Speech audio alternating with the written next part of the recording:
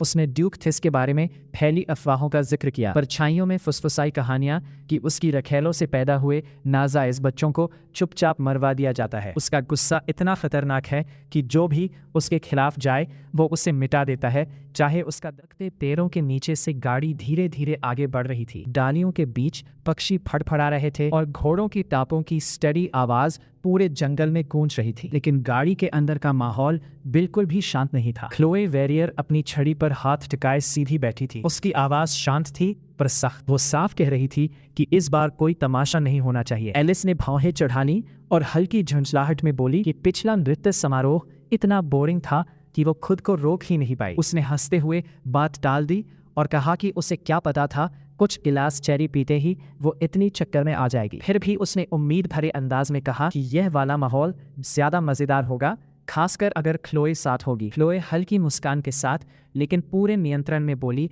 कि इस बार उसे खुद पर काबू रखना ही होगा, क्योंकि यह नृत्य समारोह खुद ड्यूक थिस की ओर से है और वहां उसे अपने लिए कोई योग्य वर ढूंढना ही होगा। एलिस ने नजरें झुकाईं और धीमी पर भारी आवाज में कहा कि उसे पता है कि उसकी सगाई ही उनके डूबते परिवार को कर्ज से बचा सकती है। फिर भी उसके दिल में एक मासूम सी चाह थी कि कोई ऐसा मिले जो सच में उसका दिल जीत ले। कुछ पल की चुप्पी छा गई। क्लोए की उंगलियां उसकी छड़ी के हत्थे पर कस गई। उसके चेहरे पर हल्का सा पछतावा उभरा और उसने टूटती आवाज में कहा कि काश उसकी टांग इस हालत में ना होती तो उसे अपनी छोटी बहन पर इतना बोझ ना डालना पड़ता। वो अपनी बात पूरी भी नहीं कर पाई थी कि एलिस अचानक उठी और एक कदम में उसके पास आकर उसे गले लगा लिया। उसकी आवाज में मजबूती थी और आंखों में प्यार। उसने कहा कि उसे माफी मांगने की जरूरत नहीं है। अगर कोई दोष देना है तो वो उनके पिता है, जिन्होंने माँ से इतना प्यार किया कि सारा धन उनके इलाज में खर्च कर दिया और जागीर की देखभाल पूरी तरह बिगाड़ दी। एलिस की आवाज कड़वी हो गई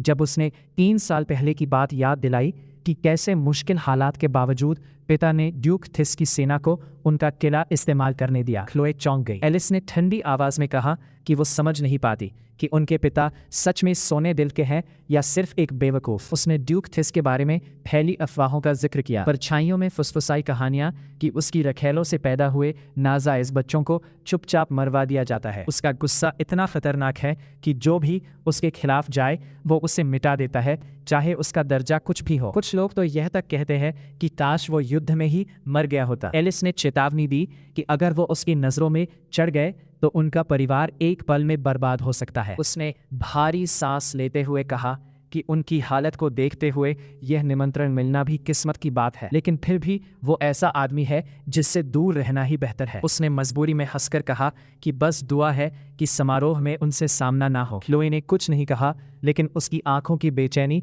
सब बता रही थी। उसने खुद को समझाया कि उसे डरने की इजाजत नहीं है और अपनी सांसों को संभालने की कोशिश की। 3 साल पहले काउंट वेर्दे की छोटी सी जागीर में जब साम्राज्य की सेना युद्ध से पीछे हट रही थी तो उनके किले के दरवाजे बिना हिचक खोल दिए गए और वही उनकी शरण बन गया। क्लोए सावधानी से आंगन पार कर रही थी जब पीछे से फुसफुसाहटें तीर की तरह चुभ रही थी कि इस हालत में वो किसी की क्या मदद करेगी। क्या वो बस रास्ते की रुकावट नहीं है? हर शब्द ठंडी हवा से भी ज्यादा चुभ रहा था। क्लोए ने सिर झुका लिया जैसे कुछ सुना ही नहीं और घायल सैनिकों का इलाज करती रही। किसी ने धीरे से कहा कि उसे रहने दो, वो बस मदद करना चाहती है। दूसरे ने हंसकर कहा कि कम से कम देखने में तो अच्छी है। और यह सब उनके पिता ने भी सुन लिया, जो ज्यादा दूर नहीं खड़े थे। उस रात जब संदेश आया कि मालिक का आदेश है कि घायल अब नौकरों के हवाले कर दिए जाए, क्लोए दरवाजे पर खड़ी थी। एक पल को रुकी, फिर चुपचाप सिर झुकाकर बोली कि वो समझ गई। उसके दिल में दर्द था लेकिन चेहरे पर वही शांत स्वीकृति। वह अपने बिस्तर के किनारे बैठी थी, उसकी छड़ी उसके घुटने से टिकी हुई थी। उसके मन में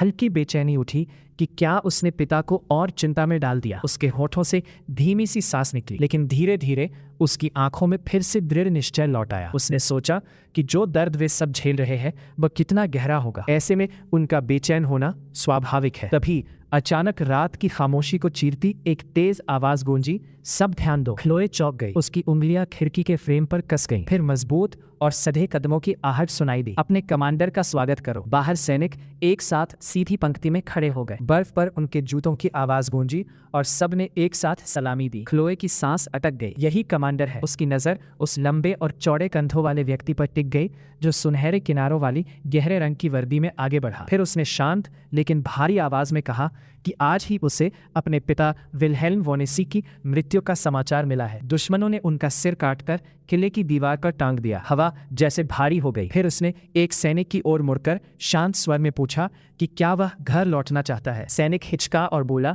कि उसकी पत्नी ने हाल ही में बच्चे को जन्म दिया है और वह उनसे मिलने की तीव्र इच्छा रखता है। कमांडर ने सिर हिलाया और दूसरे से पूछा। उसने कहा कि उसकी बीमार मां घर पर उसका इंतजार कर रही है। एक एक कर सभी सैनिकों ने अपने अपने कारण बताए। ऊपर खड़ी ख्लोए ने सब सुना और उनके दिलों का बोझ समझ पाए। नीचे कमांडर ने कहा कि देखो, हम सबके पास इस युद्ध को खत्म कर घर लौटने के अनगिनत कारण हैं और उसका लक्ष्य भी वही है। उसकी आवाज धीमी हुई कि वह अब तक अपने पिता का शरीर भी वापस नहीं ला सका और अंतिम संस्कार भी नहीं कर पाया। इसलिए वह अपनी पूरी ताकत से अपने सैनिकों को विजय दिलाएगा, क्योंकि ये उसके घर की प्रतिष्ठा और सम्मान का प्रश्न है। सेना के कमांडर डेमियन एर्नस्ट फॉन्डिस ने ठहर कर दृढ़ स्वर में कहा कि अब हम अपनी निराशा और तड़प को कर्म में बदलेंगे। सैनिकों का जोश एकदम बढ़ गया और उन्होंने हाथ उठाकर सहमति जताई। ऊपर से ख्लोए का दिल तेजी से धड़कने लगा। एक ही पल में उसने अपने लोगों का मनोबल बदल दिया था। नीचे सैनिक गर्व से उसका नाम पुकार रहे थे। तभी अचानक उसने खिड़की की ओर देखा जहां ख्लोए खड़ी थी। उनकी नजरें मिली और वह घबरा गई। वह झट से नीचे बैठ गई और अपने मुंह पर हाथ रख लिया। क्या सच में उनकी नजरें मिली थी? उसने कुछ देर बाद फिर झांका तो वह अपने सैनिकों के साथ जा चुका था। उसने भारी सांस ली और सोचा कि वह खुद कभी इतनी मजबूती से खड़ी नहीं रह पाती अगर उसे अपने पिता की मृत्यु की खबर मिलती। उसने हाथ जोड़कर धीरे से प्रार्थना की कि वे सैनिक अपने प्रियजनों से मिल सके। नीचे वह व्यक्ति जो अभी मुड़ा था अचानक रुक गया और धीरे से फिर खिड़की की ओर देखा। उसकी तेज नजर जैसे कांच के पार उस स्त्री को ढूंढ रही थी जिसे उसने कुछ पल पहले देखा था। अगली सुबह ख्लोए ने कमरे से बाहर झांका। सन्नाटा था तो वह चुपचाप जंगल से जड़ी बूटी लाने निकल पड़ी ताकि सबके जागने से पहले लौट सके। तभी पीछे से आवाज आई, लेडी ख्लोए। वह चौंकी लेकिन देखा कि वह यील था। उसने पूछा, इतनी सुबह कहाँ जा रही है? क्या मालिक ने आपको कमरे में रहने को नहीं कहा था? उसने शांत स्वर में कहा कि वह बस जंगल से कुछ जड़ी बूटी लेने जा रही है। यील ने तुरंत कहा कि वह ले आएगा। ख्लोए ने हल्की हंसी में छेड़ा कि अगर फिर गलत जड़ी उठा लाए तो। वह शर्म से लाल हो गया और बोला कि बाहर बहुत ठंड है। लेकिन ख्लोए ने मुस्कुराकर कहा कि उसे चिंता ना करे, वह कई बार अकेले जा चुकी है और ठीक रहेगी। उसकी जिद देख वह बस सिर हिला सका और सावधान रहने को कहा। ख्लोए हाथ हिलाकर चली गई और वह चिंता भरी नजरों से उसे देखता रहा। जंगल में वह सावधानी से जड़ी बूटी चुन रही थी। सब लोग मेहनत कर रहे थे, इसलिए उसे भी खुद को उपयोगी बनाना था। तभी पत्तों की हल्की सरसराहट ने उसका ध्यान खींचा। उसने आवाज की दिशा में देखा और ठिठक गई। सुबह की रोशनी में नदी किनारे एक आदमी खड़ा था। वह कोई साधारण व्यक्ति नहीं था, वह ड्यूक थिस था, वही जिसे उसने पिछली रात देखा था। वह यहाँ क्या कर रहा था?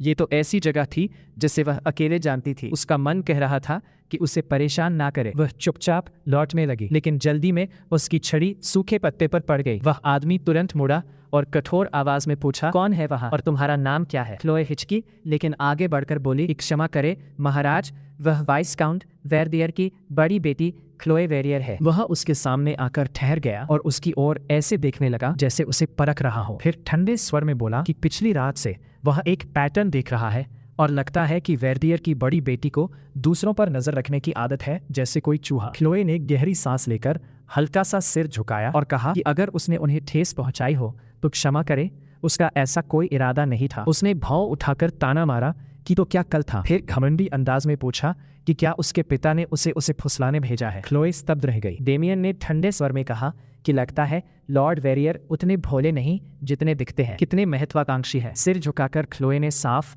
और मजबूत आवाज में कहा कि ऐसा बिल्कुल नहीं है और वह उन्हें यकीन दिलाती है। वह हल्का सा मुस्कुराया और ताने भरे अंदाज में बोला कि सच में। फिर उसने पूछा कि आखिर वह उसके सैनिकों के घावों का इलाज करके तमाशा क्यों कर रही थी? उसकी नजर नीचे उसके पैर पर गई और उसने ठंडे लहजे में कहा कि भले ही हाउस वेरदियर की हैसियत छोटी हो, लेकिन ऐसा काम किसी रईस लड़की को शोभा नहीं देता, खासकर उसकी हालत में। ख्लोए ने अपनी ड्रेस कसकर पकड़ ली और छड़ी पर उसकी पकड़ और मजबूत हो गई। उसके मन में आया कि क्या ये वही इंसान है जैसे उसने कल देखा था। उसने पूरी इज्जत के साथ उसकी आंखों में देखा और शांत लेकिन ठोस आवाज में कहा कि वह सिर्फ इसलिए मदद कर रही थी ताकि सैनिक जल्दी अपने घर लौट सके और उसे समझ नहीं आता कि उसका खानदान इसे गलत कैसे बना देता है। वह सीधी खड़ी हुई और बोली कि उसकी माँ ने उसे सिखाया था कि जरूरतमंद की मदद करना ही असली रईसी होती है और यही सही व्यवहार है। वह धीमे से हंसा और थोड़ा पास आकर बोला कि रईसी की बात करती हो, क्या कभी सोचा है कि अपनी हद से बाहर जाकर मदद करना दूसरों के लिए परेशानी भी बन सकता है। उसकी नजरें और तेज हो गईं और उसने कहा कि अगर वह उन गंदे मजाकों को सुन लेती जो सैनिक उसके बारे में कर रहे थे तो क्या तब भी सिर ऊंचा रख पाती। फिर उसने धीमे स्वर में कहा कि अगर उसके पिता ने वह सब सुन लिया होता तो उन्हें कैसा लगता। उसने हाथ बढ़ाकर उसके बालों को हल्का सा छुआ और बोला कि अगर वह उसकी जगह होता तो जो भी उसकी बेटी का नाम खराब करता उसका सिर कटवा देता। क्लोए सख्त हो गई। वह आगे बोला कि वे सैनिक अपने कई साथियों को युद्ध में मरते देख चुके हैं और उसे अंदाजा भी है कि इससे एक आदमी पर क्या असर पड़ता है। फिर उसने पैर की ओर देखते हुए कहा कि वह इतनी सुबह उस हालत में जंगल में घूम रही है, अगर उसके साथ कुछ हो जाता तो जिम्मेदार कौन होता। क्लोए ने नजरें फेर ली और कहा कि ये जमीन पीढ़ियों से उनके परिवार की है और बिना इजाजत कोई अंदर नहीं आ सकता, इसलिए ये सुरक्षित है। वह हल्का सा हंसा और अचानक उसकी छड़ी पकड़ ली। बोला कि अगर वह ये कर दे तो क्या तब भी वह खुद को सुरक्षित कहेगी। क्लोए घबरा गई और छड़ी पकड़ने बढ़ी, लेकिन उसने झटके से मुड़कर छड़ी एक सांप के शरीर में घुसा दी और उसे वहीं मार दिया। शांत आवाज में बोला कि जंगल में खतरा हमेशा छिपा रहता है, इसलिए लापरवाह मत बनो। फिर उसने छड़ी वापस दी और कहा कि ये टूट गई है पर वह किले तक पहुंच जाएगी। क्लोए ने विनम्रता से मना किया। वह हल्का सा हंसा और बोला कि उसमें थोड़ा गुस्सा है जो उसने सोचा नहीं था। फिर वह झुककर उसके पैर की ओर हाथ बढ़ाने लगा और पूछा कि क्या उसकी टांग की परेशानी जन्म से है। क्लोए ने तेज नजरों से देखा और पीछे हट गई। चिढ़कर बोली कि वह इतने बदतमीज क्यों है। वो खड़ा हुआ और बोला कि वह जरूरत से ज्यादा भावुक है। उसने सिर्फ सवाल पूछा था और उसने उसे हमला समझ लिया। फिर बोला कि भावनाओं में बहना हार की शुरुआत है। क्लोए ने ठुड्डी ऊपर उठाई और कहा कि वह सैनिक नहीं है और कोई युद्ध नहीं लड़ रही। वो बोला कि जिंदगी खुद एक युद्ध है, खासकर उसके जैसे लोगों के लिए। क्लोए के मन में गुस्सा उभरा और उसे लगा वह सच में निर्दयी है। उसने ड्रेस कसकर पकड़ते हुए कहा कि उसे दो बातें कहनी है। पहली ये कि जो छड़ी उसने तोड़ी है उसका नया बनवाना होगा। वह मुस्कुराया और बोला कि वह कारीगर से बात करेगा। क्लोए ने बीच में रोका और उसकी आंखों में देखते हुए कहा कि उसे वही छड़ी चाहिए जो इस एस्टेट के बर्च के पेड़ से बने। वह थोड़ा चौंका। क्लोए ने आगे कहा कि उसने सुना है वह इस युद्ध से जीतकर लौटना चाहता है। वह मुस्कुराया और उसके बालों से खेलते हुए बोला कि अगर वह उसे उससे भी बेहतर कुछ दे दे तो। फिर ठंडे अंदाज में कहा कि लगता है उसके पिता उससे कुछ ज्यादा ही उम्मीद रखते हैं। क्लोए तुरंत समझ गई और उसने उसका हाथ हटा दिया। फिर शांत लेकिन मजबूत आवाज में कहा कि अगर उसके पिता ने कभी अपनी बेटियों की तारीफ की हो तो वह सिर्फ एक पिता का प्यार था। वह उनमें से बहुत प्यार करते हैं पर इतने भी नादान नहीं कि दोनों घरानों के रुतबे का फर्क भूल जाए। उसने बिना डरे कहा कि जैसे वह किसी लाचार लड़की से जुड़ना नहीं चाहेगा वैसे ही कोई भी आदमी नहीं चाहेगा और वह ये बात अच्छे से जानती है। वह भौहें सिकोड़कर बोला कि ऐसी खुद को कम समझने वाली बातें अपनी डायरी के लिए बचा कर रखे। क्लोए मुड़ गई और बोली कि सच को मान लेना खुद को कम समझना नहीं होता। लंगड़ाते हुए आगे बढ़ते हुए उसने साफ कहा कि वह चाहे तो उस पर तरस खा सकता है, लेकिन उसे ये मानने का हक नहीं कि वह दुखी है या उसकी जिंदगी कोई युद्ध है। पीछे से उसकी आवाज आई कि क्या सच में वह ऐसे जीवन में खुश है। अगर वह यही सोचती रही तो उसकी जिंदगी कभी नहीं बदलेगी। क्लोए रुक गई, कुछ पल बाद मुड़ी और ठोस आवाज में बोली कि हाँ, वह खुश है।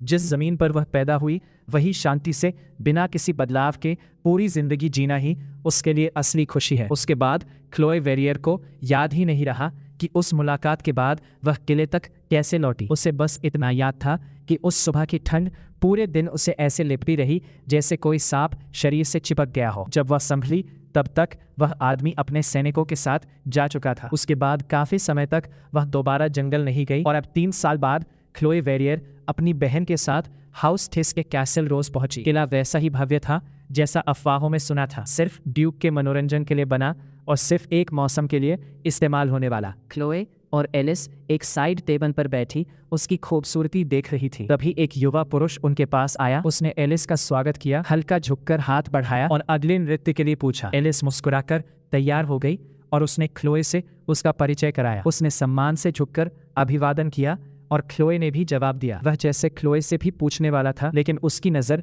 उसकी छड़ी पर पड़ी और वह झिझक गया। उसकी असहजता समझकर क्लोए ने हल्की मुस्कान के साथ कहा कि दूसरों को सुंदर नृत्य करते देखना भी अपने आप में खुशी है। ये कहकर उसने अपनी गरिमा बचा ली। लॉर्ड कॉर्मियर एलिस को नृत्य मंच पर ले गया और संगीत शुरू हो गया। क्लोए एक तरफ बैठी राहत महसूस कर रही थी कि शायद पिछली बार एलिस ने जो हंगामा किया था वो सब भूल चुके हैं। कॉर्मियर उसे अच्छा वर लगा, उसके बारे में कोई बुरी बात नहीं सुनी गई थी और ये सोचकर क्लोए खुश हुई। उसने मन ही मन सोचा कि ड्यूक थिस को निमंत्रण के लिए धन्यवाद कहना चाहिए। हालांकि पहली मुलाकात याद कर वो चाहती थी कि उससे दूर ही रहे, फिर भी शिष्टाचार निभाना जरूरी था। पर उसने उन्हें बुलाया ही क्यों? क्या इसलिए कि 3 साल पहले उनके पिता ने उसकी सेना की मदद की थी? मगर वो ऐसा आदमी नहीं लगा था जो किसी की कृपा याद रखे। क्लोए बस यही चाहती थी कि अगर सामना हो भी जाए तो शायद वो उसे भूल चुका हो। तभी फुसफुसाहट गूंजी कि देखो ड्यूक आ गया। उसका दिल बैठ गया। उसने ऊपर देखा तो वो उसके सामने खड़ा था, मतलब वो उसे याद रखता था। क्लोए ने धीमी सांस ली, उठकर आगे बढ़ी और झुककर अभिवादन किया। वो हल्का मुस्कुराया और बोला कि काफी समय हो गया लेडी क्लोए वेरियर। वो उसके पिता का आभारी है और उनसे मिलकर धन्यवाद देना चाहता था, लेकिन व्यस्त था, इसलिए निमंत्रण स्वीकार करने के लिए धन्यवाद। फिर उसकी नजर उसकी छड़ी पर गई और बिना झिझक हाथ बढ़ाकर उसने नृत्य के लिए पूछा। क्लोए अवाक रह गई। कमरे में तुरंत कानाफूसी होने लगी कि क्या उसने उसकी छड़ी नहीं देखी। कोई बोला जरूर उसने हाउस थिस को नाराज किया होगा। क्लोए ने शांत रहकर कहा कि क्षमा करें, पर वो इतनी कुशल नहीं कि उनकी नृत्य संगिनी बन सके। वो आदमी बिल्कुल नहीं बदला था। वो थोड़ा पास आया और हल्के अंदाज में बोला कि क्या वो उसे इसलिए मना कर रही है क्योंकि और लोग पूछ चुके हैं और उसे इंतजार करना पड़ेगा? अगर ऐसा है तो वो उम्मीद करता है कि वो उसे ठुकरा नहीं रही क्योंकि वो सच में उसके साथ नृत्य करना चाहता है। उसकी मुस्कान के बावजूद हर शब्द क्लोए को असहज कर रहा था। तभी एक तेज आवाज आई कि क्या वो फिर किसी मासूम लड़की को परेशान कर रहा है? ये स्वेंटन राज्य के प्रथम राजकुमार योहानेस थे। वो आगे आए और तीखे स्वर में बोले कि उसने मना कर दिया है, फिर भी उसे परेशान करना सज्जनता नहीं। क्या युद्ध भूमि में रहकर शिष्टाचार भूल गया? डेमियन ने ठंडी नजर से देखा और कहा कि किसी सुंदर स्त्री को नृत्य के लिए कहना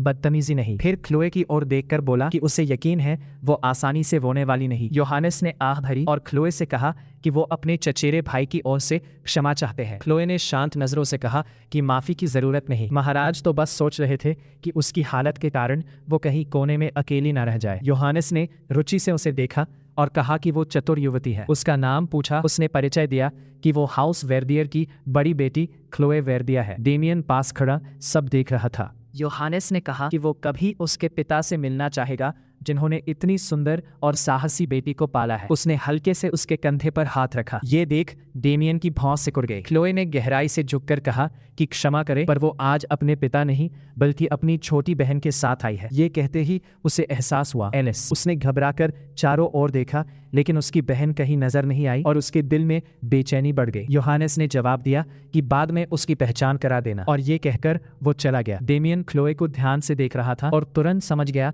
कि वो घबराई हुई क्यों लग रही है। वो थोड़ा पास झुका और धीमे से पूछा कि उसकी बहन कहाँ है। क्लोए ने बेचैनी में कहा कि वो अभी यही थी, लेकिन अब कहीं दिखाई नहीं दे रही और उसे ढूंढने देना चाहिए। जैसे ही वो मुड़ी, डेमियन ने उसका हाथ पकड़ लिया जिसमें अब भी छड़ी थी। झुककर वो फुसफुसाया कि क्या उसे छड़ी वाला उनका छोटा सा समझौता याद है। क्लोए ने तीखी नजरों से देखा और कहा कि अगर वो नई छड़ी देने वाला नहीं है तो उसका हाथ छोड़ दे। उसने शांत आवाज में कहा कि चिंता ना करे, उसे जल्द मिल जाएगी, और उसने झटके से छड़ी छीन ली और अपनी बाह उसकी ओर बढ़ा दी। फिर सहज लहजे में बोला कि अगर उसकी बहन फिर नशे में बेहोश मिली तो परेशानी होगी, और ये किला बहुत बड़ा है, इसलिए मालिक होने के नाते वो रास्ता दिखाएगा। बॉलरूम में एलिस न मिलने पर वो क्लोए को बाहर गुलाबों के बाग की ओर ले गया। चलते हुए उसने कहा कि लगता है उसने अकेले चलने की काफी प्रैक्टिस कर ली है। सीढ़ियों से उतरते समय क्लोए का संतुलन डगमगाया और उसे लगा कि वो गिर जाएगी। उसने शांत स्वर में कहा कि ये दर्दनाक होगा। क्लोए ने मजबूती से उसका हाथ पकड़ लिया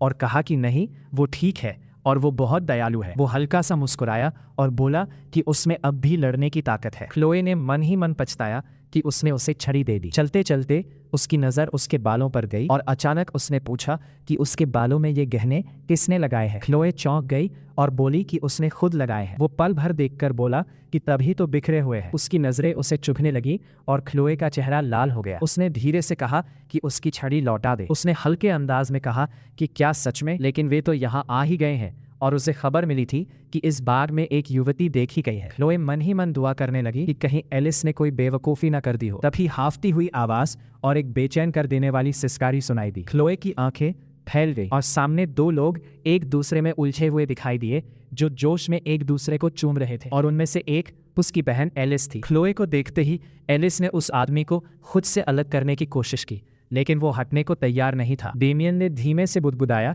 कि ये क्या हो रहा है। क्लोए घबराकर पूछ बैठी कि ये सब क्या है। आखिरकार एलिस ने उस आदमी को पीछे ढकेल दिया और कहा कि वो चला जाए वरना पकड़ा जाएगा। उसने बेपरवाही से कहा कि उसे फर्क नहीं पड़ता। एलिस ने गिड़गिड़ाकर उसका नाम लिया, एडी। ये नाम सुनकर क्लोए सिहर गई, क्योंकि एलिस ने कभी गांव के मेले में मिले एक आदमी के बारे में उसे बताया था, जिसे वो मुस्कुराकर याद करती थी। क्लोए ने कभी नहीं सोचा था कि वे ऐसे हालात में फिर मिलेंगे। आदमी के जाने के बाद एलिस दौड़कर क्लोए के पास आई और घबराई हुई बोली कि एडी अचानक सामने आ गया था। क्लोए ने सख्त आवाज में उसे चुप कराया और तुरंत गाड़ी में लौटने को कहा। एलिस भागती हुई चली गई और वहां बस डेमियन और क्लोए रह गए। हवा भारी और अजीब सी हो गई। डेमियन ने ठंडे लहजे में कहा कि लगता है हाउस वेल्टियर की छोटी बेटी फिर से लोगों की जुबान पर चढ़ने वाली है, और जब भी ऊंचे समाज में आती है तो बवाल करना उसे खूब आता है। क्लोए ने सिर झुका लिया और कांपती आवाज में विनती की कि वो किसी को ये बात ना बताए, लेकिन वो नहीं माना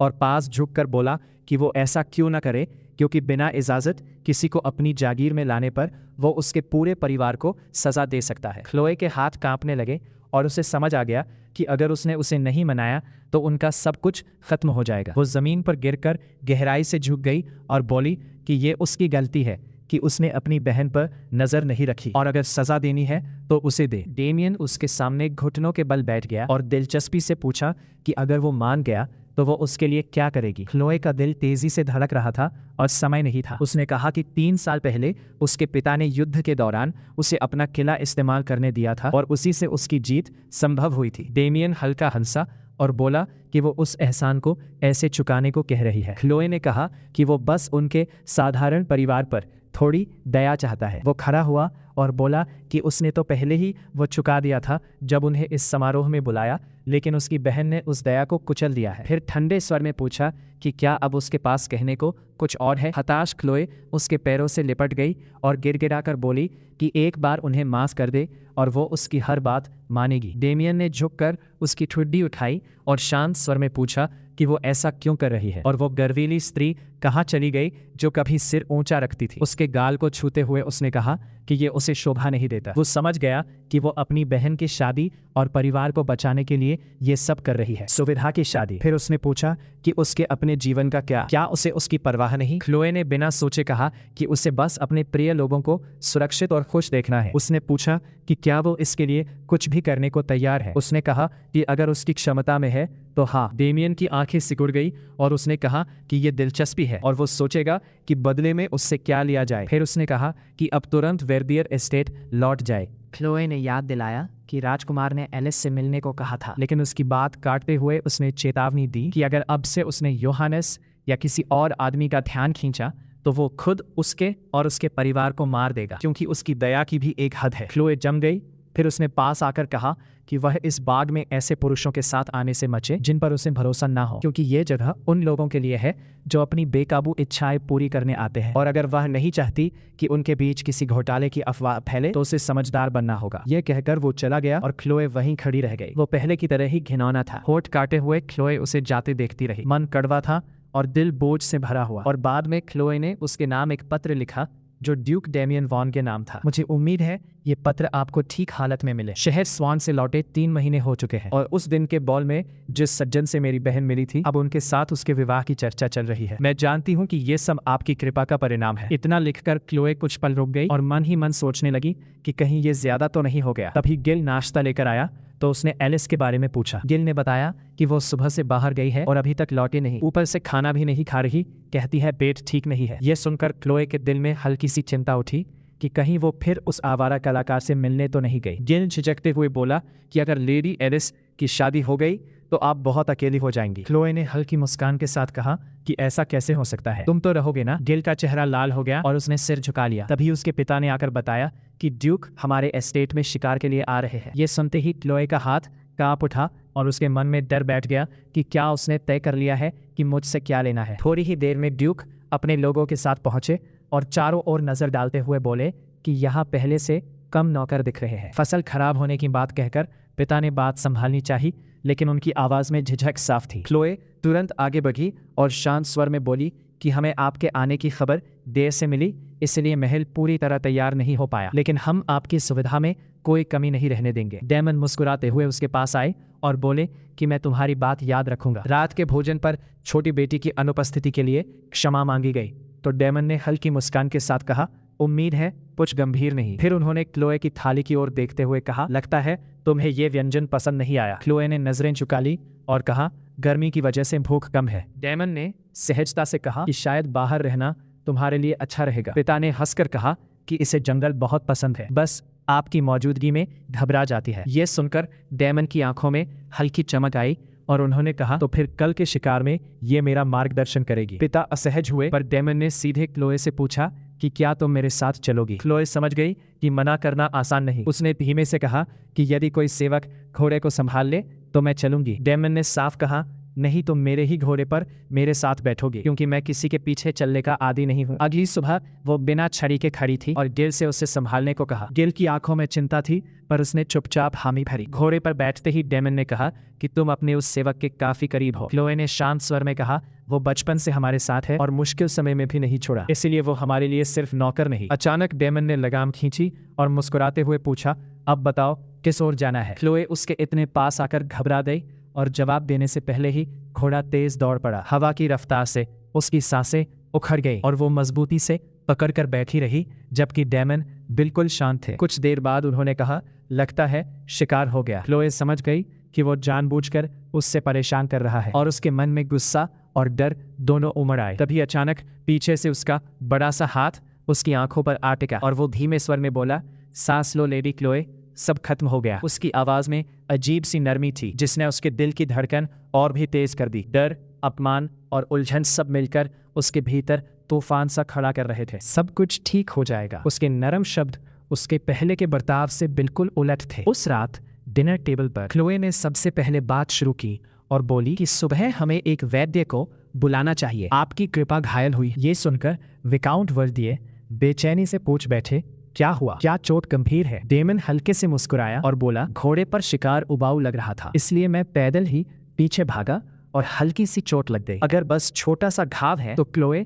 टांके लगा देगी। एलिस ने तेज आवाज में कहा और कांटे से खाना चुपो दिया। बस दिक्कत यह है कि बेहोश करने की दवा नहीं है तो दर्द सहना पड़ेगा। आपकी कृपा सच में वैद्य को बुला लेना चाहिए। क्लोए ने फिर जोर दिया। एलिस तुरंत बोल पड़ी कि दर्जनों गांव वाले बीमार हैं और एक ही डॉक्टर सबको देख रहा है। इतनी सी चोट के लिए उनका समय नहीं लेना चाहिए। डेमन ने फिर मुस्कुराकर कहा, शायद तुम सही हो, और क्लोए की ओर मुड़कर बोला, लेडी क्लोए, क्या डिनर के बाद देख लोगी? विकाउंट घबरा गए और बोले, आपकी कृपा इसे हल्के में ना ले, मुझे अभी वैद्य लाने दीजिए। डेमन ने सिर हिलाया और कहा, जब मैं पहले यहाँ था तब लेडी क्लोए ने मेरे सैनिकों के घाव संभाले थे। मुझे उनके हुनर पर पूरा भरोसा है। ये सुनकर विकाउंट गर्व से चमक उठे। डेमन ने कोने से क्लोए की तरफ देखा और शांत स्वर में कहा कि इस जगह पर जो कुछ भी हुआ उसकी एक भी बात मैं नहीं भूला। क्लोए का चेहरा फक पड़ गया और उसके मन में डर उठ गया कि ये आदमी आखिर चाहता क्या है। रात में वो अपनी दवा की ट्रे लेकर उसके कमरे में पहुंची तो वो आराम से किताब पढ़ रहा था। उसने कहा, कृपया अपना घाव दिखाइए। उसने ठंडे अंदाज में जवाब दिया,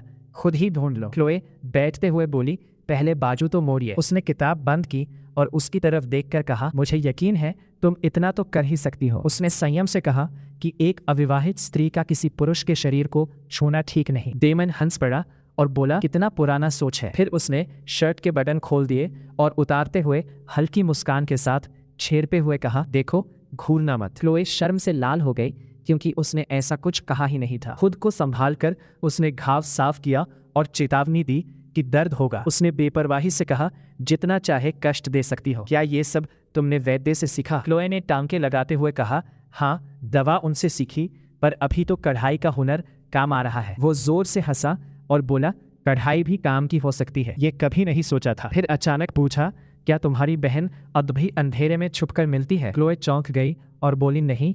उस रात के बाद उसे अपनी गलती समझ आ गई और अब उसकी शादी काउंट कॉर्मियर से तय हो रही है। डेमन पास झुककर बोला, अगर पता होता मेरी खामोशी के बदले तुम 3 महीने चुप रहोगी तो मैं वो एहसान कभी ना करता। क्लोए ने हिचकते हुए कहा, मैंने कई पत्र लिखे थे। उसने तीखे स्वर में कहा, एक भी नहीं मिला। उसने धीरे से उसे पीछे करते हुए स्वीकार किया कि भेज ही नहीं पाई और कृपया इतना पास ना आए। उसने शांत पर गंभीर आवाज में कहा, बहाने मत बनाओ, सच कहो। क्लोए ने होठ दबाए और बोली, क्योंकि आप मुझसे घृणा करते हैं।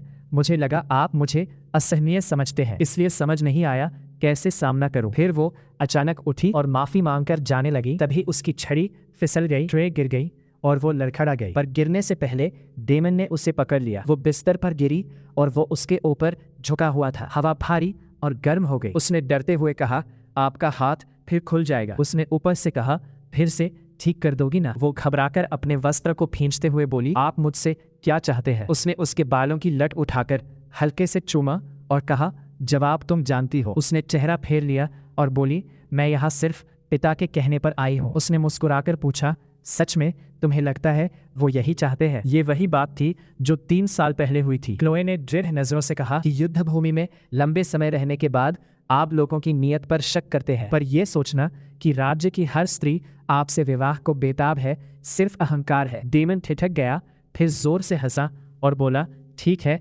तुम्हारी सोच की परीक्षा कर लेते हैं। फिर उसे छोड़कर कहा, अब जा सकती हो। वो उसके कमरे से निकलकर लंबी सांस लेते हुए खुद को आजाद महसूस करने लगी, पर अपने कमरे में जाकर सोचने लगी कि ऐसे घृणित व्यक्ति के बारे में उसने इतना क्यों सोचा और धन्यवाद देने के लिए दस्ताने तक क्यों बनाए। फिर खुद को समझाया कि भावनाओं में नहीं बहना है, क्योंकि उसी की वजह से एलिस की मुलाकात काउंट कॉर्मियर से हुई। उसने खिड़की खोली और ठंडी हवा को भीतर आने दिया और मन ही मन सोचा कि एलिस की शादी हो जाएगी तो सब स्थिर हो जाएगा और सब ठीक हो जाएगा। अगली सुबह एलिस चाय का घूंट लेते हुए अचानक रुक गई और हैरानी से बोली, क्लोए तुम्हें यकीन है चोट उसके हाथ में थी, सिर में नहीं? इससे पहले कि क्लोए कुछ कहती, विकाउंट घबरा कर बोले, आपकी कृपा, क्या मैंने सही सुना? डेमन ने शांति से कप रखकर कहा, मैं आपकी बेटी लेडी एलिस वर्दिये से विवाह प्रस्ताव रखना चाहता हूँ। कमरे की हवा जैसे जम गई। विकाउंट हकलाते हुए बोले कि उसकी सगाई की बात काउंट कॉर्मियर से चल रही है। डेमन ने विनम्र मुस्कान के साथ कहा,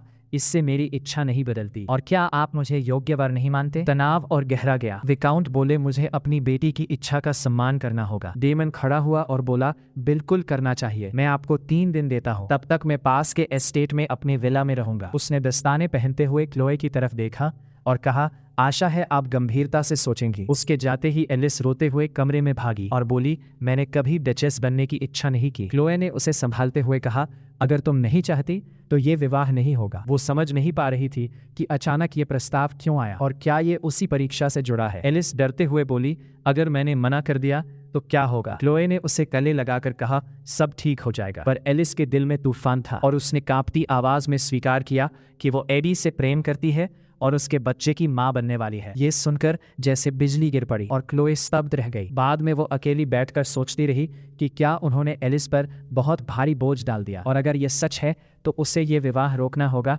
चाहे जो कीमत चुकानी पड़े। अगले दिन उसने पिता से दृढ़ स्वर में एलिस के विवाह पर बात शुरू की। उन्होंने भारी सांस लेकर कहा कि ये रिश्ता राहत भी है और चिंता भी, क्योंकि ड्यूक अपनी पत्नी को कभी नहीं छोड़ेगा, चाहे दोष कुछ भी हो, और वो जानता है इस राज्य में तलाकशुदा स्त्री की किस्मत कितनी क्रूर होती है। क्लोए कुछ कहती उससे पहले दरवाजा खुला और खबर मिली कि एलिस गायब है। उसके कमरे से मिला पत्र पढ़कर विकाउंट के हाथ कांप गए और सदमे से गिर पड़े। होश आने पर उन्होंने पूछा, क्या तुम्हें पता था? क्लोए ने शांत स्वर में कहा, मुझे सिर्फ उस पुरुष के बारे में पता था, और अगर मैंने जिक्र नहीं किया तो क्योंकि मुझे वो पसंद नहीं था, पर अगर एलिस ने उसे चुना तो वो योग्य ही होगा। उसने पिता का हाथ थामा और कहा, मैं उसकी समझ पर भरोसा करती हूँ और ड्यूक से मैं खुद बात करूंगी। कमरे से बाहर निकलकर उसने गिन से धीरे पूछा, तुमने उसे जाने दिया ना? उसने सिर झुका लिया और क्लोए ने कृतज्ञ होकर कहा, सही क्या है ये तय करना मुश्किल था, पर उसे जाने देने के लिए धन्यवाद। गिल ने अपराध बोध से कहा, लेडी क्लोए, कृपया ये बोझ अपने सिर मत लीजिए, वरना मैं खुद को कभी माफ नहीं कर पाऊंगा। क्लोए ने उसकी आंखों में सीधा देखा। उसका फैसला बिल्कुल नहीं डगमगाया। लेकिन अब इस घर को संभालने वाली सिर्फ मैं हूँ, उसने साफ कहा, इसलिए हम सबके जीने का रास्ता मैं ढूंढूंगी, चाहे इसके लिए मुझे कोई खतरनाक फैसला ही क्यों ना लेना पड़े। 3 दिन बाद वो बाहर की बालकनी में खड़ी थी, तभी उसकी आवाज गूंजी, क्या मेरे शादी के प्रस्ताव से तुम इतनी खुश हुई कि खुद आकर हाँ कहने लगी? डेमन आराम से उसकी तरफ बढ़ते हुए बोला, मुझे आपसे जरूरी बात करनी थी, इसलिए मैं खुद आई। क्लोए ने कहा। उसने सिर झुकाकर पूछा, क्या तुम्हें कोई बीमारी है? क्या मतलब? क्लोए घबरा गई। अगर नहीं तो पास आकर मेरे बगल में बैठने में क्या दिक्कत है? वो सोफे पर बैठ गया। उसकी खुली शर्ट से उसकी चौड़ी छाती साफ दिख रही थी। बहस से बचने के लिए क्लोए उसके पास बैठ गई। मेरा घाव ठीक नहीं हो रहा, उसने सहज अंदाज में कहा। क्या आपने डॉक्टर को दिखाया? उसने पूछा। नहीं। क्या तुम ये दवा लगा दोगी? उसने पास रखी बोतलों की तरफ इशारा किया। क्लोए, जो उसका प्रस्ताव ठुकराने आई थी, चुपचाप झुक गई। उसने घाव साफ किया और कहा, ज्यादा गर्मी में बाहर मत जाइए ताकि ठीक हो सके, लेकिन यहाँ की गर्मियाँ इतनी अच्छी नहीं होती, इसलिए जितना मिल रहा है उतना जी लेना चाहता हूँ, उसने हल्के अंदाज में कहा। काम खत्म होते ही उसने पूछा, तो मेरा प्रस्ताव क्यों ठुकराया गया? क्लोए थोड़ी रुकी, फिर बोली, मेरी बहन के लिए शादी संभव नहीं है। क्यों? क्या वह अचानक मर गई? क्लोए ने अपनी ड्रेस कसकर पकड़ ली। सच बताने से पहले मैं आपसे कुछ पूछना चाहती हूँ। उसने उसकी आंखों में देखा। क्या आपने मेरी बहन से शादी का प्रस्ताव मेरी वजह से रखा? वह फिर हंसा। तुम्हें याद है उस रात तुमने मुझे घमंडी और वहम में डूबा कहा था? फिर मुस्कुराकर बोला, लेकिन असल वहम तुम्हें है, ये सोचकर कि मैं किसी छोटे दर्जे के परिवार की कर्ज में डूबी बेटी से सिर्फ उसकी लाचार बहन को तंग करने के लिए शादी करूंगा। क्लोए को झटका लगा और उसने मुंह फेर लिया। आप सही है, शायद ये मुमकिन नहीं, उसने धीरे से कहा। फिर उसने पूछा, तो क्या आप एलिस से प्यार करते हैं? डेमन ने लंबी सांस ली। क्या मैं तुम्हें ऐसा इंसान लगता हूँ जो शादी सिर्फ प्यार के लिए करे? तब एक ही वजह बचती है, क्लोए ने मजबूती से कहा। जरूर कोई बड़ी वजह है जिसकी वजह से आपको वर्दीय परिवार की बेटी से शादी करनी है, और अगर वजह तर्क वाली है तो फर्क नहीं पड़ता कि आप किस बेटी से शादी करें। शायद आप ऐसी औरत चुनना चाहें जिसकी कमी इतनी साफ हो कि कोई दूसरा उसे देखना भी ना चाहे, जैसे एक औरत जिसने एक पैर खो दिया हो। वह झुककर मुस्कुराया। अगर मैंने दोनों पैर खो दिए होते तो शायद मैं आपके लिए और भी सही दुल्हन बनती, क्लोए ने सपाट आवाज में कहा। वह और करीब आया, उसने उसकी ठुड्डी उठाई और उसके होठों को चूम लिया। क्लोए की आंखें हैरानी से फैल गईं। हवा अचानक गर्म हो गई और उसकी सांसें उलझ गईं। फिर वह पीछे हट गया और उसके घबराए चेहरे को देखने लगा। क्लोए ने उसे जोर से धक्का दिया। आप क्या कर रहे हैं? वह शांत स्वर में बोला। तुम बार बार ऐसी बातें करती हो, बस देखना चाहता था तुम्हारी जुबान कितनी तेज है। उसने उसे हल्के से खींचकर उसकी गर्दन पर चूमा और फुसफुसाया। लगता है ये सही मौका है पूछने का कि क्या तुम मुझे बच्चा दे सकती हो? क्लोए सख्त हो गई। फिर उसने उसके गाल पर जोरदार थप्पड़ मारा। बिना मेरे जवाब के इस तरह पेश आना बेहद बदतमीजी है, उसने तेज सांस लेते हुए कहा। डेमन ने धीरे से चेहरा सीधा किया और होठ छूते हुए बोला, ठीक जवाब था। वह उठा और शर्ट के बटन लगाने लगा। लेकिन अगली बार बात करने के तरीके याद रखना। अब जा सकती हो। कुछ दिन बाद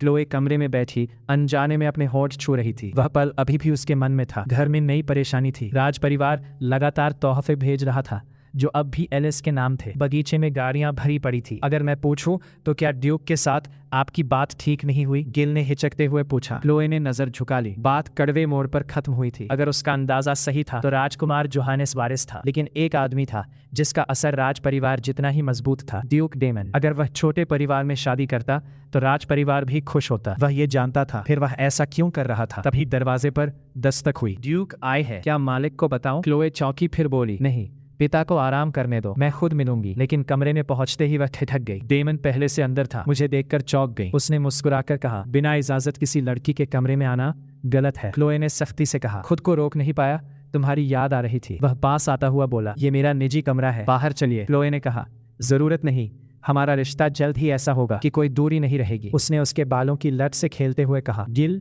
एक तरफ जड़ खड़ा था। डेमन ने तीखी नजर से कहा, दरवाजा बंद करो और बाहर जाओ। उसका लहजा आदेश जैसा था। गिल कांपते हाथों से चला गया। डेमन ने एक हार आगे बढ़ाया। यह हमारे घर की पीढ़ियों से चली आ रही निशानी है। परंपरा के हिसाब से मेरी माँ तुम्हें देती, लेकिन वह इस रिश्ते से खुश नहीं। क्लोए ने शांत स्वर में कहा, यह उम्मीद थी। डेमन ने उसे गौर से देखा। क्या तुम सच में इतनी शांत हो या बस दिखावा कर रही हो? क्या इसका मतलब है कि आप मेरा प्रस्ताव स्वीकार कर रही है? क्लोए ने धीमे से पूछा। हाँ। उसने डिब्बे से हार निकाला। क्लोए वर्दिया, इसे मेरा प्रस्ताव समझो। क्या तुम मेरी पत्नी बनोगी? क्लोए ने उसे लंबे समय तक देखा, फिर सिर झुका लिया। आपने मेरा प्रस्ताव स्वीकार किया, इसके लिए मैं सच में शुक्रगुजार हूँ। और उसे कैसे साबित करोगी? उसने दोहराया। मैं आपकी हर कोशिश में पूरा साथ दूंगी और पूरी ताकत से मदद करूंगी, उसने मजबूती से कहा। और तुम्हें क्या लगता है मुझे क्या चाहिए? उसने हार वापस डिब्बे में रखते हुए पूछा। तुम क्या समझती हो मैं तुमसे क्या चाहता हूँ? क्लोए थोड़ी रुकी। क्या मुझे फिर से तुम्हारे होठों पर अपनी जुबान फेरनी पड़ेगी ताकि तुम बोलो? उसने ठंडे स्वर में कहा। क्लोए ने नजर झुका ली और बोली, मुझे लगता है आपको ताकत चाहिए, हालांकि मैं आपकी असली मंशा पूरी तरह नहीं समझ पा रही। क्लोए, उसने तेज आवाज में कहा, तुम कम समझ वाली नहीं हो, आगे से खुद को ऐसा मत कहना। वो चौंकी, फिर सिर हिलाया। मैं अपनी पूरी क्षमता से आपका साथ दूंगी और अगर भविष्य में आप तलाक चाहे तो मैं बिना विरोध मान लूंगी। तुम मुझे तलाक दोगी? वो हंसा। कितनी बेबाक हो तुम। तुम्हारा ये आत्मविश्वास मुझे गुस्सा दिलाता है। अगर ऐसा लगा तो माफ कीजिए, मेरा वह मतलब नहीं था, क्लोए ने धीरे से कहा। फिर तुम्हारा मतलब क्या है? उसने दबाव डाला। तुम मुझसे क्या चाहती हो? क्लोए ने अपनी ड्रेस कसकर पकड़ी और आखिर बोली, मैं डचेस बनना चाहती हूँ। डेमन उठा, हार निकाला और उसके गले में पहना दिया। क्लोए जैसे जम गई। पीछे से झुककर उसने फुसफुसाया, हमारे घर का ये गहना पहनकर कैसा लग रहा है? उसकी गर्दन लाल हो गई। ये भारी लग रहा है। ये तो उस जिम्मेदारी के सामने कुछ भी नहीं जो तुम्हें उठानी होगी। उसने नरमी से कहा, क्या अब भी मेरी पत्नी बनना चाहती हो? उसने हल्का सा मुड़कर दृढ़ आवाज में कहा, इस वक्त इससे ज्यादा मैं कुछ नहीं चाहती। अच्छा, उसने बुदबुआ और उसके होठों पर अंगूठा फिराया और बातचीत के नियमों के बारे में और सोचा। उसने धीरे से सिर हिलाया, तो बताओ इस समय मुझे क्या चाहिए? उसने शांत स्वर में कहा। बचने का कोई रास्ता न देखकर क्लोए ने उसका कॉलर पकड़ा और उसे खींचकर अपने होंठ उसके होठों पर रख दिए। वो एक पल को सख्त हुआ, फिर उसे और करीब खींच लिया। चुंबन गहरा होता गया। क्लोए ने आंखें बंद कर ली। उसका वजूद उसे घेरता चला गया। आखिर उसने कॉलर छोड़ दिया। चेहरा तप रहा था। क्या ये तुम्हारे लिए ज्यादा है? उसने पूछा। वो बोल न पाई, सिर्फ सिर हिला दिया। वो मुस्कुराया, तुम्हें इसकी आदत डालनी होगी, आगे सब और गहरा होगा। मेरी होने वाली पत्नी। उसी पल क्लोए समझ गई कि अब वो उम्र भर के लिए इसी आदमी से बंध चुकी है। बाद में उनके विवाह का फैसला विकाउंट वर्दे को बताया गया। मुझे भरोसा है वो बेहतरीन डचेस बनेगी, डेमन ने चमकती मुस्कान के साथ कहा। विकाउंट गर्व से भर उठा। जरूर बनेगी, मेरी बेटी समझदार है, वो सबका दिल जीत लेगी, बस आप उसे खुश रखिए। क्लोए चुप रही। उसकी नजर उस हाथ पर थी जिसने उसका हाथ थाम रखा था। डेमन ने वही दस्ताने पहन रखे थे जो उसने उसके लिए बनाए थे और कभी दे नहीं पाई थी। उसे समझ नहीं आया वो उन्हें कब ले गया। डेमन फिर बोला, तो क्या आप मुझे वर्दे एस्टेट का वह जंगल और पहाड़ी रास्ता देंगे जो वहां तक जाता है? जंगल? विकाउंट चौंका। वहां की जमीन बंजर है, उसका खास उपयोग नहीं। फिर भी डेमन ने चुपचाप कहा, वह जगह लेडी क्लोए को प्यारी है और वहीं से हमारी कहानी शुरू हुई थी। शादी के दिन वे दोनों चैपल में साथ खड़े थे। बिशप की गंभीर आवाज गूंजी, क्या आप हर हाल में अपने जीवन साथी का साथ निभाने और अपने कर्तव्य पूरे करने की शपथ लेते हैं? हम लेते हैं, उन्होंने एक साथ कहा। अब आप दुल्हन को चूम सकते हैं। डेमन झुका। क्लोए ने आंखें बंद कर ली। उसके तीखे चुंबनों की आदत उसे हो चुकी थी, लेकिन उसने उसके कंधे पर हाथ रखकर उसे करीब खींचा और गाल पर हल्का सा चुंबन दिया। पीछे हटकर मुस्कुराया, क्या तुम कुछ और उम्मीद कर रही थी? क्लोए घबरा गई और नजरें चुरा ली। हाँ, उसने मन ही मन सोचा। विकाउंट वर्दे खुशी से चमक रहा था, लेकिन पीछे खड़ा गिल चिंतित नजरों से नवविवाहित जोड़े को देख रहा था। क्लोए, डेमन ने पुकारा। वो ऊपर देखती ही थी कि उसने अचानक उसकी कमर थमाकर उसे बाहों में उठा लिया। मुझे नीचे उतारिए। वो घबरा गई। उसने उसके गाल पर नरम चुंबन रखा। मेरी पत्नी, उसने धीमे से कहा, क्या इसे लंबा खींचोगी? उसका इशारा साफ था। कुछ पल बाद क्लोए ने अपनी बाहें उसके गले में डाल दी जैसे एक दुल्हन करती है। बहुत अच्छा, डेमन ने फुसफुसाया। कुछ ही दिनों में वर्दे एस्टेट में बातें फैलने लगी। लोग कहते रहे कि ड्यूक शादी के तुरंत बाद राजधानी चला गया और अपनी दुल्हन के साथ एक रात भी नहीं रुका। क्या इसका मतलब है डचेस को पूरे 3 महीने अकेला छोड़ दिया गया? कोई धीरे से कह रहा था। गिल क्लोए का इंतजार करते हुए हर शब्द सुन रहा था। पूरे शहर में एक ही चर्चा गूंज रही थी। रेड वेल में छपा एक लेख, उसमें लिखा था कि नए शादीशुदा ड्यूक अपनी तीखी इच्छाओं पर काबू नहीं रख पाए और उन्हें मार्टियानेस इसाबेला के साथ देखा गया। उसी समय क्लोए एक टेलर की दुकान में चुपचाप वही लेख पढ़ रही थी। माय लेडी, दुकानदार ने उसके चेहरे का रंग बदलता देख घबराकर कहा, मैं अभी यह कागज जला देती हूँ। क्लोए ने सिर हिलाया। इसकी जरूरत नहीं, उसने शांत स्वर में कहा। इसे जलाने से सच या अफवाह राख नहीं बन जाएगी। उसने पत्रिका एक तरफ रखी और नाप देकर उठ खड़ी हुई। दुकानदार ने गहरा झुककर कहा, मर्द और उनका खुद पर काबू न रख पाना ही इस देश को बर्बाद करेगा। लौटते समय गाड़ी में क्लोए जिल के पास बैठी थी। उसने नरमी से कहा, कुछ समय के लिए सब मुझे संभालने दीजिए माय लेडी। एस्टेट के सारे काम मैं देख लूंगा। उस लेख के बाद बेहतर होगा आप ज्यादा ध्यान में न आए। लेकिन क्लोए ने फिर सिर हिलाया। वह अफवाहों की वजह से अपनी डचेस की जिम्मेदारियां छोड़ने जितनी कमजोर नहीं थी। अभी पीछे हटना उन्हें और ताकत देता। जिल चिंता से उसे देखता रहा। उसके पास और कुछ करने को नहीं था। क्लोए के मन में वह दिन लौट आया जब उसका पति गया था। शादी के बाद डेमियन ने कहा था कि उसका काम खत्म हो चुका है और वह तुरंत राजधानी लौटेगा। उसने क्लोए को एस्टेट से अपनी जिम्मेदारियां निभाने को कहा था। 3 महीनों में उसने उसके किसी पत्र का जवाब नहीं दिया। क्या वही लेख इसकी वजह है? उसने सोचा। सच तो यह था कि उसने इस विवाह से कभी कुछ उम्मीद नहीं की थी। फिर भी उन अफवाहों ने उसके भीतर एक अनकही बेचैनी जगा दी थी। जिल ने उसके चेहरे की उदासी देख फिर कहा, लेडी क्लोए, मैनर में आपके लिए एक अच्छी खबर है। अच्छी खबर? वह चौंकी। क्या? लेडी एलिस का पत्र आया है। छोटा है पर वह ठीक है। यह सुनते ही क्लोए के चेहरे पर रंग लौट आया। अगर एलिस सुरक्षित और खुश है, पिता स्वस्थ है और वर्दिये के लोग इस बात से खुश है, कि उनकी बेटी डचेस बनी है तो शायद इतना ही काफी है। सच में वह उससे अलग रहना ही चाहती थी, यह जाने बिना कि जिस दिन उसने खुद को उस आदमी से बांधा, अपने मन की शांत जिंदगी का रास्ता लगभग बंद कर दिया। मेरे पिछले पत्र की तरह सब कुशल है आपकी कृपा से। एस्टेट ठीक चल रहा है। आशा है जो काम आपको दूर ले गया वह जल्द सुलझे। कुछ खास होगा तो फिर लिखूंगी। सादर, क्लोए वर्दिए। डेमियन ने पत्र खत्म किया और होठों पर हल्की मुस्कान आई। क्लोए वर्दिए, क्या वह मेरा नाम नहीं अपनाएगी? उसकी नजर बगल में पड़े अखबार पर गई जिसमें उसकी तस्वीर इसाबेला के साथ छपी थी और उनके संबंध की चर्चा थी। क्लोए ने यह जरूर देखा होगा, फिर भी उसने एक शब्द नहीं लिखा। उसने क्या महसूस किया होगा? क्या उसने रोया होगा? शायद नहीं। वह हमेशा की तरह सब दबा लेती होगी और यही बात उसे सबसे ज्यादा चुभती थी। वह हल्का हंसा। लेख में लिखा था कि ड्यूक ने अपने हनीमून के समय गुप्त संबंध जारी रखे जिससे प्रिंस योहान्स की स्थिति मजबूत हुई। राजा की बिगड़ती सेहत की खबरें फैल रही थी और अखबार वही छाप रहे थे जो उन्हें बताया गया। उसे क्लोए के शब्द याद आए। मुझे लगता है आपको ताकत चाहिए और मैं हर तरह से मदद करूंगी। वह उपहास से मुस्कुराया जैसे वह सच में कुछ कर सकती हो। फिर भी जब भी वह उसके बारे में सोचता एक अजीब सी बेचैन चाह उसके भीतर उठती। पहली बार जब उसने उसे घायल सैनिकों की सेवा करते देखा था, खुद मुश्किल से खड़ी थी फिर भी दूसरों का सहारा बनी हुई, वही एहसास हर मुलाकात में गहराता गया। उसने दराज से दस्ताने निकाले। मन में एक तपिश उठी। उसे कढ़ाई पसंद है, शायद उसे एक कमरे में बंद कर दूं और दिन भर कढ़ाई करने दो, और अगर कपड़ा खत्म हो जाए तो मेरे शरीर पर ही सुई चला दे। अगले दिन वह राजा से मिलने गया। बूढ़ा राजा बिस्तर पर था, सांसें भारी। मेरे दिन गिने हुए हैं, उसने कमजोर आवाज में कहा। मेरी मृत्यु के बाद भी तुम योहान्स की सेवा करोगे। तुम जानते हो उसका मन स्थिर नहीं। भगवान की कसम खाओ कि उसके प्रति वफादार रहोगे। डेमियन की भौहें सिकुड़ी। रहूंगा अगर वह इसके योग्य हुआ तो। क्या कहा तुमने? राजा खांसते हुए चिल्लाया। मत भूलो तुम्हारा कर्तव्य राजा की सेवा है। डेमियन का चेहरा सख्त हो गया। तब इस देश का भविष्य साफ है, एक पागल के हाथों बर्बाद होगा और कोई सच बोलने की हिम्मत नहीं करेगा। उसने ठंडे स्वर में जोड़ा। वैसे उसकी पागलपन और उसके हाथों मारे गए लोगों की खबरें बाहर आने लगी है। उसके कक्ष से निकली लाशों की बातें फैल रही है। जल्द ही उन्हें अफवाह कहकर टाला नहीं जा सकेगा। महाराज, मैंने इस देश के लिए रणभूमि में जान दांव पर लगाई है और हमेशा लड़ने को तैयार रहूंगा। इसलिए सही है कि सिंहासन उसी को मिले जो इसके योग्य हो। क्या आप सहमत नहीं? राजा क्रोध से कांप उठा।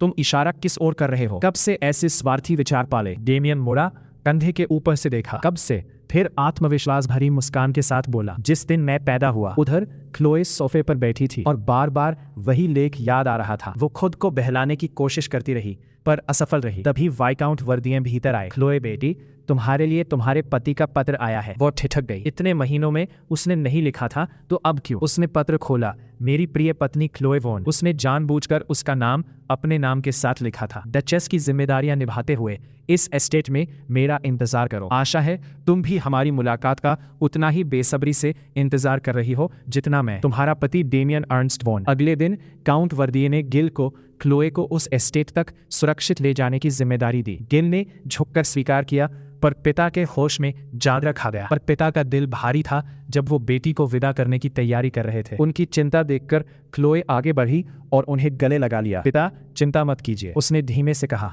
वे मेरा ख्याल रखते हैं, मैं ठीक रहूंगी। ये कहते हुए भी क्लोए जानती थी कि उसका मन वहां जाने का नहीं है, लेकिन उसके पास कोई ऑप्शन नहीं था। मैं ठीक रहूंगी, उसने हल्की सी मुस्कान के साथ कहा। इसलिए आप ही मुझे मुस्कुराकर विदा कीजिए। सफर के दौरान वो ट्रेन के कोच में चुपचाप बैठी रही और गिल थोड़ा झिझकते हुए बोला, लेडी क्लोए, मैं तो सामान वाले डिब्बे में भी आराम से आ जाता। ये सब मेरे लिए बहुत ज्यादा है। क्लोए ने नरम मुस्कान के साथ कहा, हमारे सामने 2 लंबे दिन हैं और जल्द ही मुझे काफी समय अकेले बिताना होगा। रास्ते में दोनों ने बर्फ को धीरे धीरे पिघलते देखा जैसे वसंत आने की आहट हो। लंबी यात्रा के बाद वे हाउस के बर्च कासल पहुंचे जहां केवल एक हेडमेड उनका स्वागत करने आई। मैं एलाइजा हूं, उसने झुककर कहा। इतना विशाल कासल और स्वागत के लिए सिर्फ एक व्यक्ति। साफ था कि क्लोए का यहाँ खास स्वागत नहीं है। फिर भी उसने विनम्रता से कहा, कृपया गिल के वापसी सफर के लिए भोजन तैयार करवा दीजिए। एलाइजा ने चिढ़कर कहा, वो काम मैं एक नौकरानी को दे चुकी हूँ, और तीखे स्वर में बोली, मेरे साथ आइए। क्लोए ने पीछे मुड़कर गिल से कहा, माफ कीजिए, मैं आपको विदा नहीं कर पाऊंगी।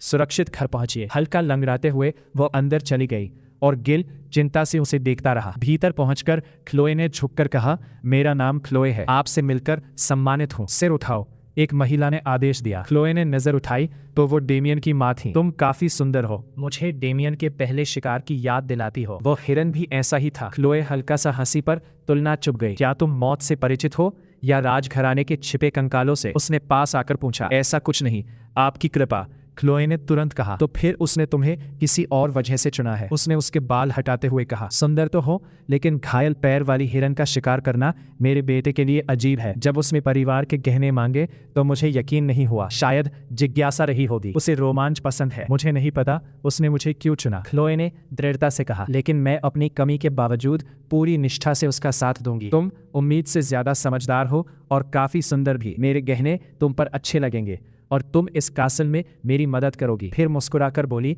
अब बताओ बचपन में डेमियन कैसा था?